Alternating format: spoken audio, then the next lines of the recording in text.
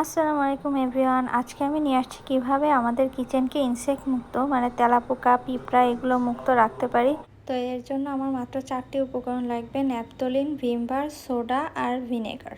তো ফার্স্টে আমি 3টি ন্যাপথলিন নিয়ে নিচ্ছি। এটাকে আমি একটি টিস্যু পেপারের ভিতরে ভালোভাবে পেঁচিয়ে শক্ত কোনো কিছু দিয়ে আমি গুঁড়া করে নিব।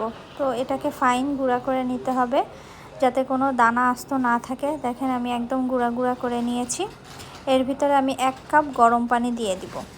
এরপর আমি সোডা দিয়ে দিচ্ছি 1 চামচ আর ভিম লিকুইড দিয়ে দিব আমি 3 চামচ। 3 চা চামচ ভিম লিকুইড দিলেই হবে, তাতে সুন্দর ঘ্রাণও আসবে এবং পরিষ্কারও হবে। এবার আমি দিয়ে নিব ভিনেগার। আমি 1/2 কাপের মতো ভিনেগার দিয়ে নিচ্ছি। এটা যখন দিব একটু বাবল ক্রিয়েট হবে, ভয় পাওয়ার কিছু নেই। আমি 4 কাপ গরম পানি দিয়ে নেব এবং ভালোভাবে মিক্স করে নেব। এবার এমন একটা স্প্রে বোতলের ভিতরে আমি পুরাটা ঢেলে নিচ্ছি। দেখেন এইভাবে স্প্রে করে আমি পুরাটা মুছে আপনাদেরকে দেখাচ্ছি। আসসালামু আলাইকুম এভরিওয়ান। আজকে আমি নিয়ে আসছি কীভাবে আমাদের কিচেনকে ইনসেক্ট মুক্ত মানে তেলাপোকা পিঁপড়া এগুলো মুক্ত রাখতে পারি। তো এর জন্য আমার মাত্র 4টি উপকরণ লাগবে: ন্যাপথলিন, ভিম বার, সোডা আর ভিনেগার। তো ফার্স্টে আমি 3টি ন্যাপথলিন নিয়ে নিচ্ছি। এটাকে আমি একটি টিস্যু পেপারের ভিতরে ভালোভাবে পেঁচিয়ে শক্ত কোনো কিছু দিয়ে আমি গুঁড়া করে নিব।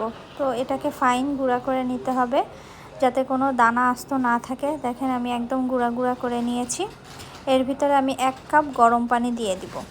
এরপর আমি সোডা দিয়ে দিচ্ছি 1 চামচ আর ভিম লিকুইড দিয়ে দিব আমি 3 চামচ। 3 চা চামচ ভিম লিকুইড দিলেই হবে, তাতে সুন্দর ঘ্রাণও আসবে এবং পরিষ্কারও হবে। এবার আমি দিয়ে নিব ভিনেগার। আমি 1/2 কাপের মতো ভিনেগার দিয়ে নিচ্ছি। এটা যখন দিব একটু বাবল ক্রিয়েট হবে, ভয় পাওয়ার কিছু নেই। আমি 4 কাপ গরম পানি দিয়ে নেব এবং ভালোভাবে মিক্স করে নেব। এবার এমন একটা স্প্রে বোতলের ভিতরে আমি পুরাটা ঢেলে নিচ্ছি। দেখেন এইভাবে স্প্রে করে আমি পুরাটা মুছে আপনাদেরকে দেখাচ্ছি।